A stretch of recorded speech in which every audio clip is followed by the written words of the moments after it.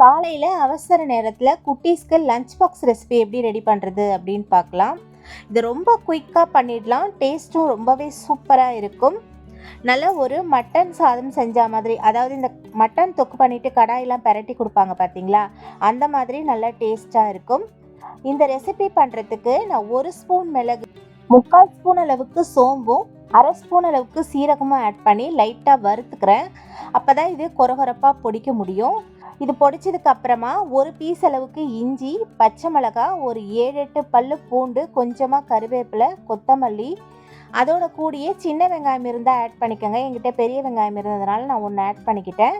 இதோட கூடிய தயிர், இதையெல்லாம் சேர்த்து நல்லா நைஸ் பேஸ்ட்டாக அரைச்சிட்டு வந்துடலாம். இதை அரைச்சதுக்கு அப்புறமா கொஞ்சம் மஞ்சள் பொடி, உப்பு சேர்த்துட்டு நான் கொஞ்சமாக மட்டன் மசாலாவும் கறி மசாலா பவுடரும் ஆட் பண்ணியிருக்கேன். இதோட கூடயே உங்களுக்கு தேவையான அளவுக்கு மிளகாத்தூள் ஆட் பண்ணிக்கோங்க, உங்கள் காரத்துக்கு தகுந்த மாதிரி.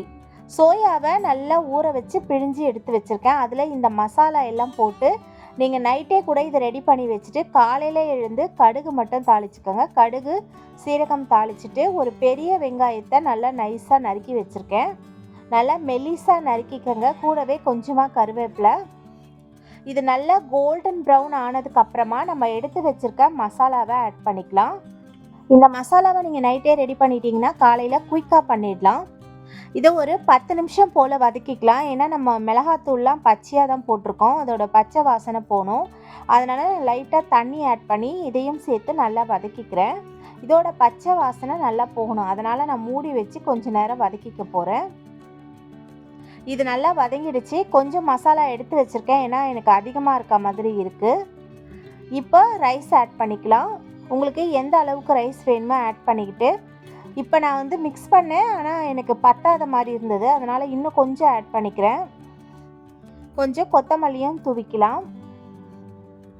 இதில் நம்ம கருவேப்பிலை, கொத்தமல்லி, புதினா எல்லாமே அரைச்சி போட்டிருக்கோம். புதினா கூட கொஞ்சமாக ஒரு 4-5 இலை இருந்தாலே போதும். கடைசியில் கொஞ்சமாக நெய் ஆட் பண்ணிக்கலாம். சூப்பரான ரைஸ் ரெடி ஆயிடுச்சு. இது சாப்பிட்றதுக்கு அப்படியே மட்டன் கடாய் சோறு மாதிரியே இருக்கும். கண்டிப்பாக நீங்கள் ட்ரை பண்ணி பாருங்கள். ட்ரை பண்ணி பார்த்துட்டு எப்படி இருந்தது அப்படின்றத கமெண்ட் பாக்ஸில் போஸ்ட் பண்ணுங்கள். தேங்க்யூ.